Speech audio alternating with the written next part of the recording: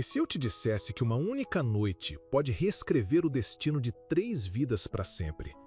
Que uma promessa desesperada pode revelar segredos enterrados há décadas?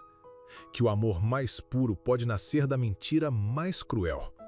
Esta é a história de Diego Mendes, um milionário que tinha 48 horas para encontrar uma esposa ou perder 500 milhões de euros.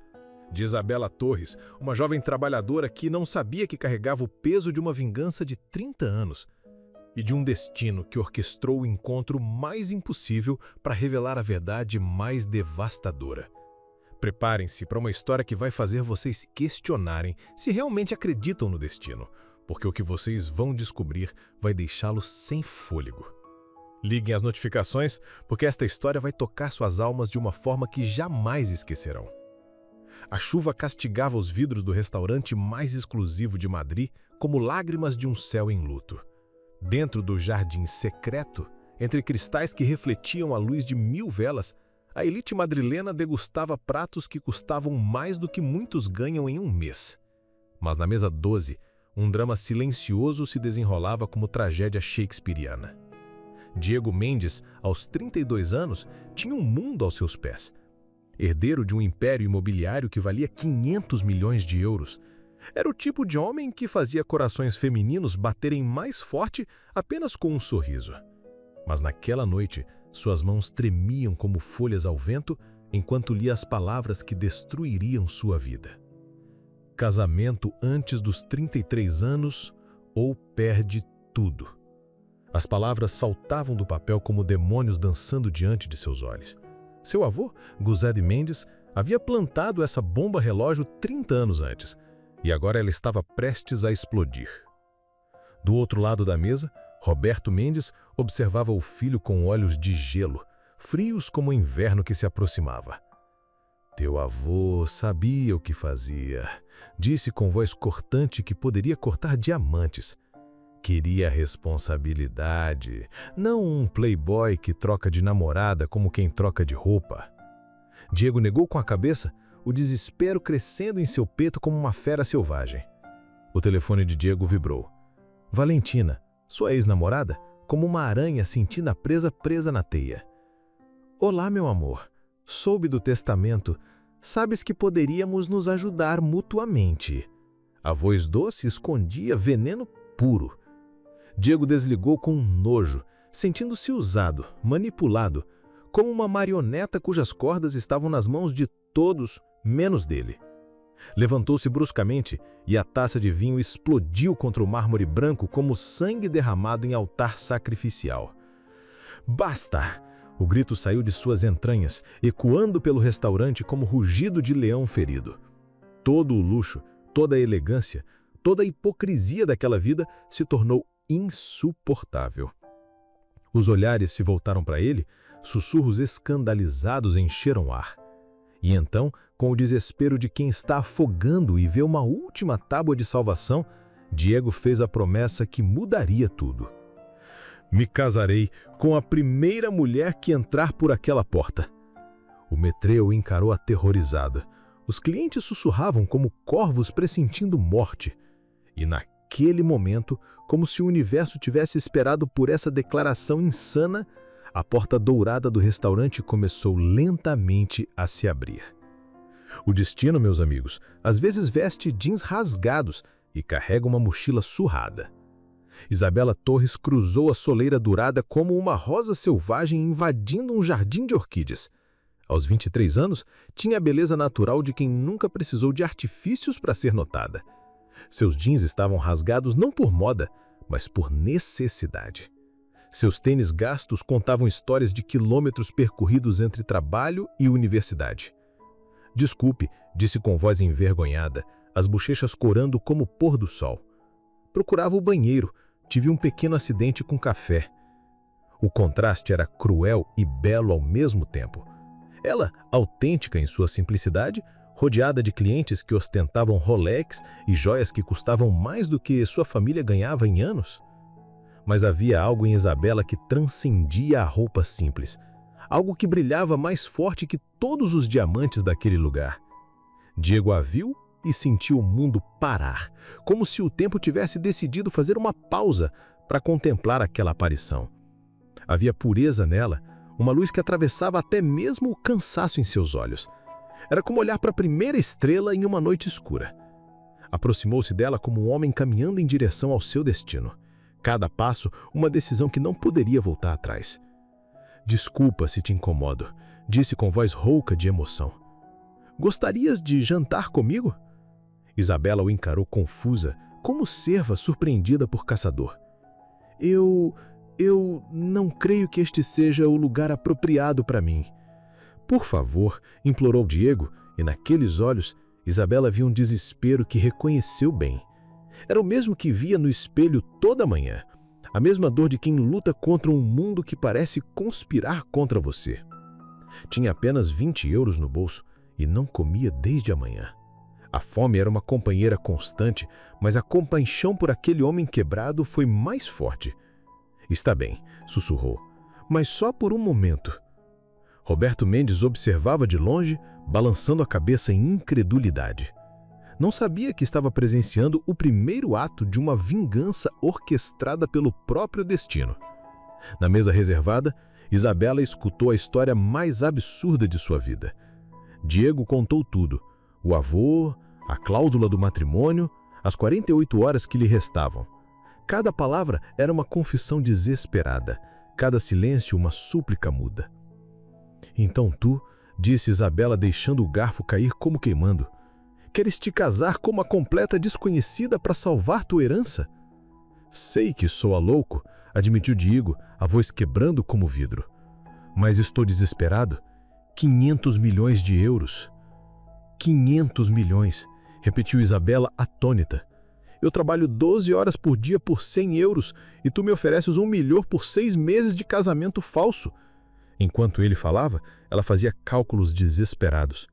Sua mãe no hospital, as contas que se acumulavam como montanhas intransponíveis. Os sonhos de ser artista enterrados sob toneladas de necessidade. "E se eu dissesse que não?" A pergunta saiu como sussurro. A voz de Diego se despedaçou. "Perderia tudo. A empresa que construiu meu avô, tudo passaria para meu primo Francisco." "Posso pensar nisso esta noite", sussurrou Isabela, e quando Diego assentiu, viu algo que nunca tinha visto antes. Um homem poderoso, completamente vulnerável, como criança perdida em tempestade. Enquanto Diego escrevia em um guardanapo, uma sombra se projetou sobre a mesa. Um homem elegante se aproximou com um passo de predador faminto. Francisco Mendes não havia sido segundo em nada até aquela noite maldita. Ver seu primo com aquela garota qualquer o encheu de uma raiva fria e calculada, como serpente preparando o bote mortal. Sentou-se sem ser convidado, como um invasor reclamando o território que considera seu. "Francisco, vai-te embora", sibilou Diego, levantando-se com punhos fechados. "Calma, primo.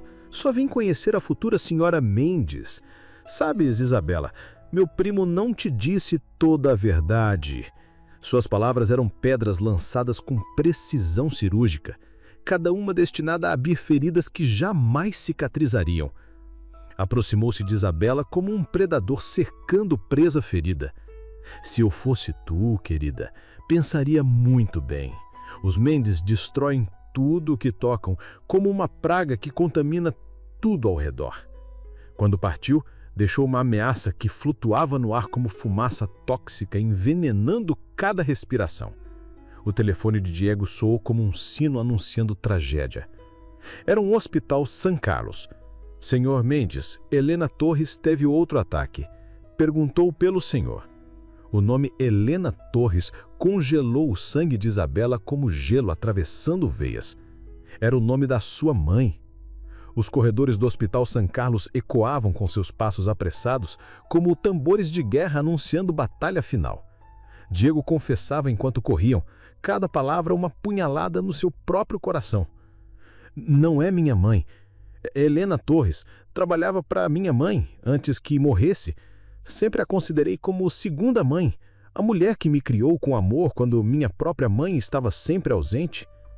Pararam diante da porta 204 e, através do vidro, Isabela viu sua vida inteira refletida naquelas máquinas que mantinham sua mãe viva como fios invisíveis segurando a alma ao corpo.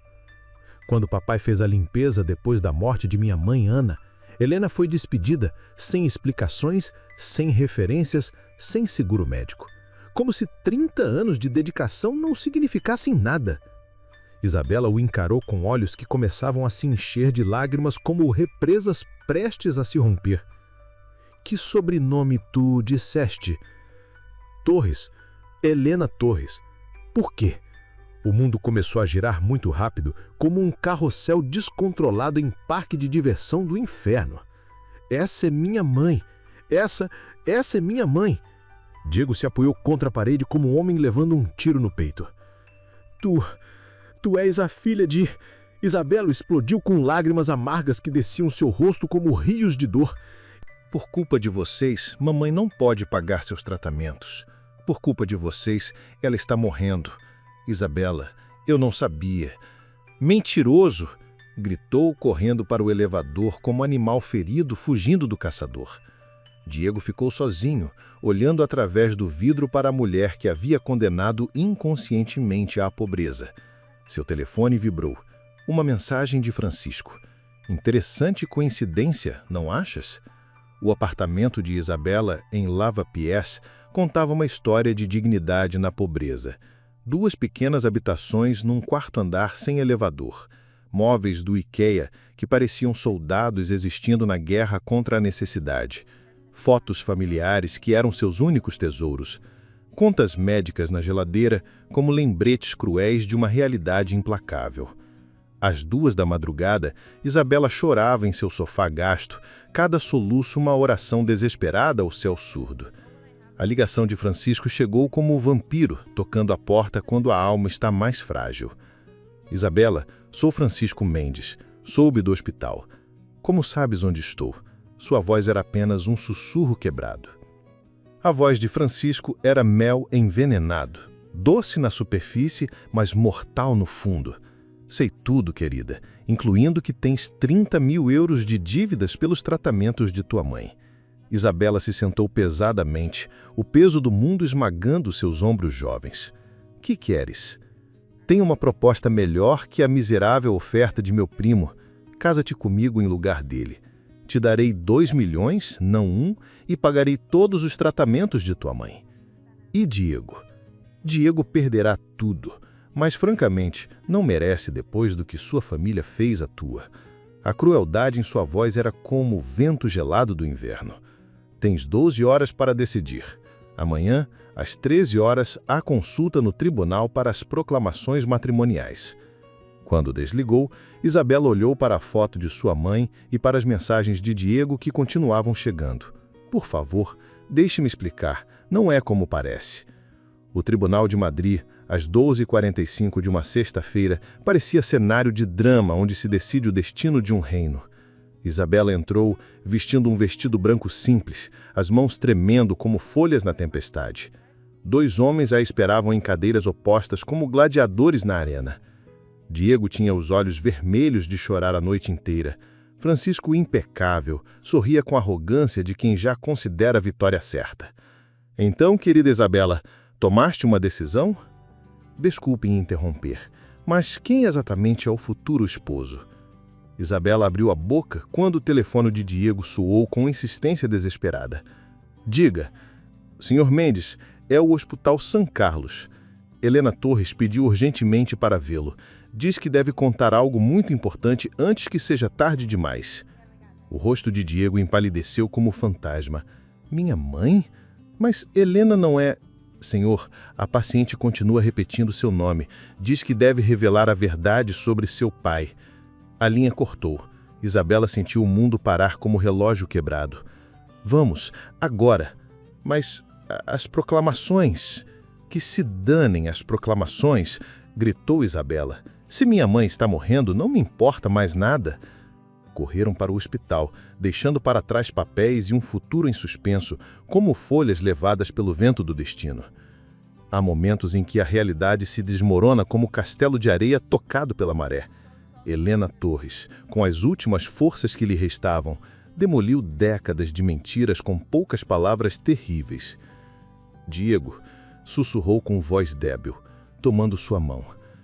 Você não é filho de Roberto Mendes. O silêncio que se seguiu foi tão profundo que só se ouviam os bips das máquinas, como contagem regressiva para o fim do mundo. Quê? Balbuciou Diego, sentindo o chão desaparecer sob seus pés. Tua mãe, Ana, estava grávida de ti quando se casou com Roberto. O verdadeiro pai... Helena olhou para Isabela. Era meu irmão, Lucas.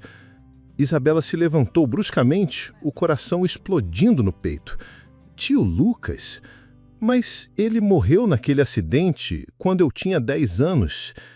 Helena negou com a cabeça, lágrimas descendo por seu rosto enrugado. Não foi acidente. Roberto havia descoberto a relação. Roberto fez matar meu irmão. Depois me despediu porque sabia a verdade.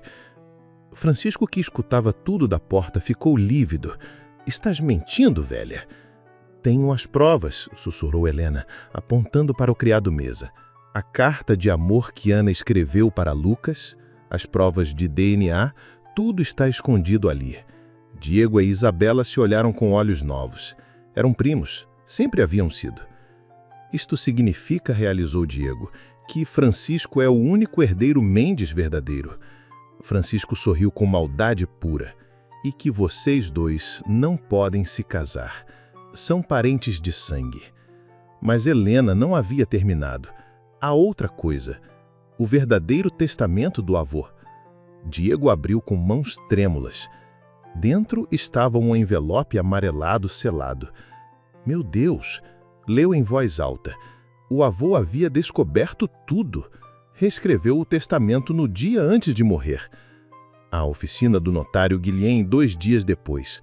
Parecia tribunal onde se decidia o destino de um reino. Roberto Mendes havia envelhecido 10 anos em 2 dias. Francisco havia perdido sua segurança arrogante. O notário leu o verdadeiro testamento com voz solene. Eu, Giuseppe Mendes, modifico completamente minhas últimas vontades. Descobri que meu filho Roberto cometeu assassinato e que o menino Diego não é de sangue Mendes, mas filho de Lucas Torres. Roberto desabou na cadeira como boneco de trapos. Por isso não será o sangue quem herdará, mas o coração. A herança irá para quem demonstrou amar sem interesse, para quem escolheu o sacrifício pelos outros. Francisco se levantou como fera ferida. Isso é ridículo. Sou o único neto verdadeiro. Deixo toda a minha herança, 500 milhões de euros, para Isabela Torres, sobrinha legítima de Lucas Torres, o verdadeiro amor de Ana. O veredito foi apocalíptico. Francisco gritou como um animal ferido. Roberto estava esmagado pelo peso da vingança paterna. Papai sabia tudo, orquestrou tudo. Helena, presente em cadeira de rodas, chorava de alegria. Lucas, irmão meu, teu espírito pode descansar em paz. Um ano depois, a justiça havia tido seu curso. Francisco estava na prisão, Roberto sob julgamento por assassinato. A Vila Mendes se converteu em centro de arte para jovens desfavorecidos. Helena estava completamente curada. Diego e Isabela viviam em uma pequena casa em Montmartre, Paris, com identidades falsas. Ele havia aberto uma pequena livraria. Ela pintava quadros que se vendiam em galerias do Marais. Cada noite, sentados em seu café preferido diante de Sacré-Cœur, davam-se as mãos. Quem diria, sussurrou Isabela numa noite de primavera, que uma aposta louca nos levaria à felicidade. Diego sorriu. O destino, amor meu, às vezes sabe ser irônico. Beijaram-se enquanto o sol se punha sobre Paris, finalmente livres. O amor verdadeiro encontrou seu caminho, mesmo quando parecia impossível. Se esta história os emocionou, se acreditam que a justiça sempre chega para quem sabe esperar, deixem um coraçãozinho aqui embaixo. Quero ouvir de vocês. Acreditam que o destino pode guiar nossas vidas de maneiras misteriosas? Viveram alguma coincidência que depois se revelou como algo maior? Contem-me suas histórias nos comentários. Se esta história tocou seu coração, curtam. Se acreditam que o amor verdadeiro supera qualquer obstáculo, inscrevam-se para não perder histórias que os farão acreditar em milagres. Compartilhem com quem precisa de esperança. Comentem em Justiça Divina se também acreditam que tudo acontece por algo. Lembrem-se, às vezes as histórias mais belas nascem das situações mais desesperadas. Nos vemos no próximo vídeo com outra história que demonstrará que os milagres ainda existem. Amo vocês, almas que acreditam no destino.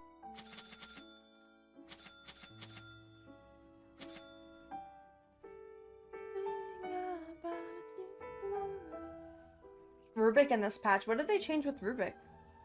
That's fine. That's fine.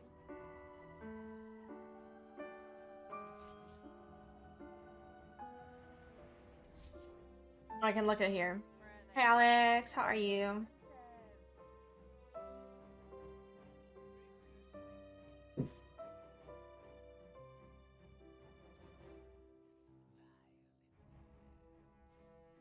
Stone spells now have their cooldown decreased. One side curiosity per level, each granting him +1 base damage. So is he better mid? Are you excited it's the weekend?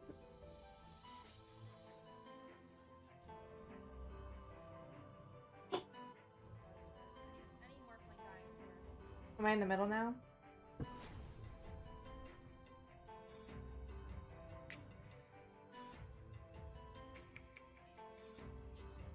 I'm losing lots of Dota, but I did play 2 with a buddy today. Okay. Kinda same. But almost got my 5k back.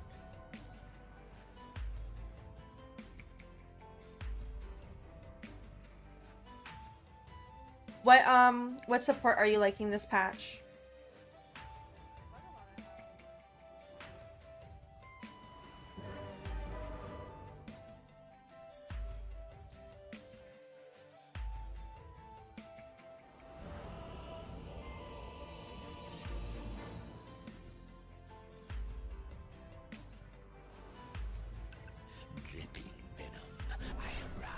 Are there any cooler Venom sets? I mean, Vim and Venom.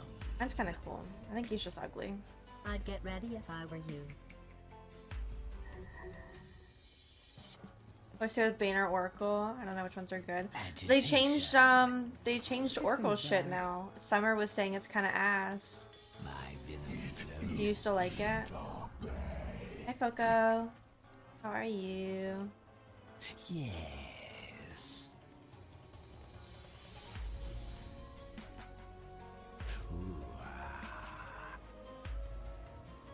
In case you're wondering, it's in the bag. Yes. Too easy. And a point well taken. A touch of venom. Battle will commence in 30 Any fun plans this weekend, seconds. Foco? I know you like to get lit. As you say. I'm not ready. Violet there. Yeah. Oh, I heard that they gave Lich his sacrifice back. Quick as I've never been much of a Lich player, but I did Battle play it a begins. little bit when that was still an ability. to the fight. Yes. Impaled. I just had to make us suffer for a little bit. Does he still? I guess if he gets that, then he doesn't gain mana from creeps dying anymore, right? Did they give him mana regen back?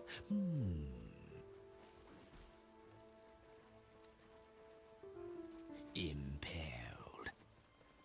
Ah, Yes.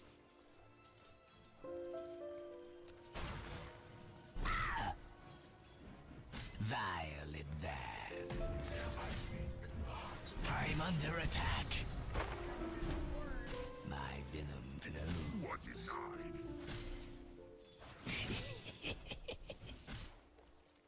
attack. As you say.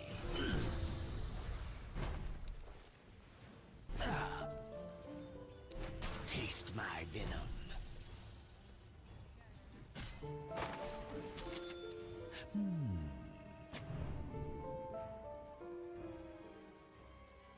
touch of venom.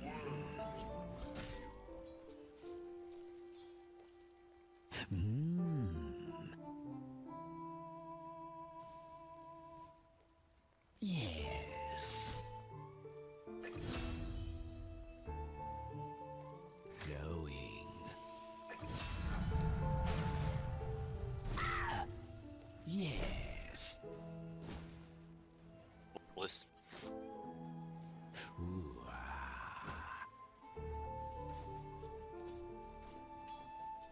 my enemy succumbs.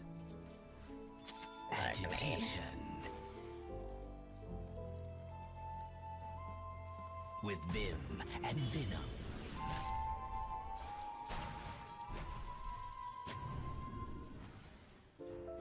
Quick as venom.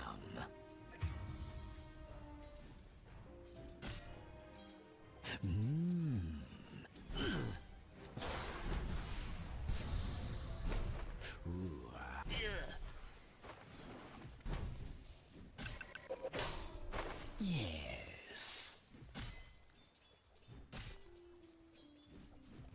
As you say. Your middle tower is under attack.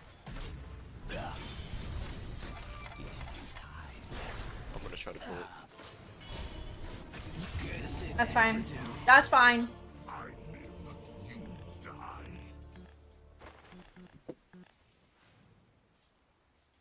Where are they? Fuck, they're so expensive. Radiant's courier Regurgitated responds. into the world. Vile advance. Let my ass up top. I'm under attack. Yes. A touch of venom. Was worth any Morphling dying is worth. My venom flows.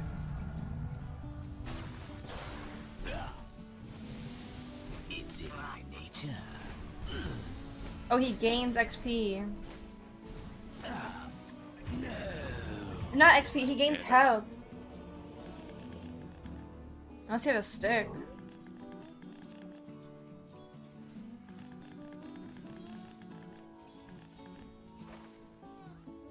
Drop. Oh, TP. My enemies will taste my It was a lot of venom. health. With vim and venom. But he wasted a century on this one. Loser! Your bottom How about tower this is one? being attacked. Murder spree. Going. Your bottom tower is under attack. Impaled. I think I need fucking raindrops though. Quick as venom. Your bottom tower is under siege. Agitation. Your bottom tower is under attack. It'll probably be fine. Yes. Yes.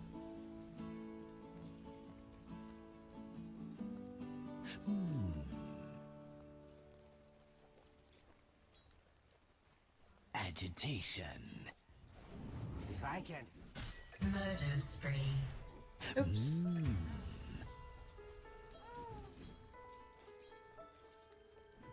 Quick as venom. Ooh,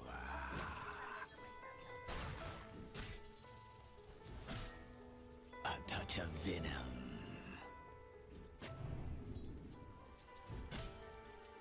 My venom flows.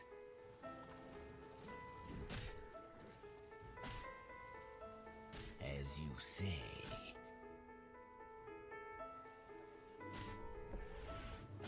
Yes. With vim and venom.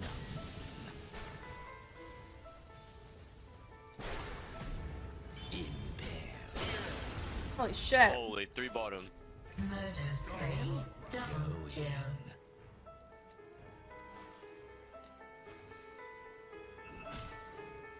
Vile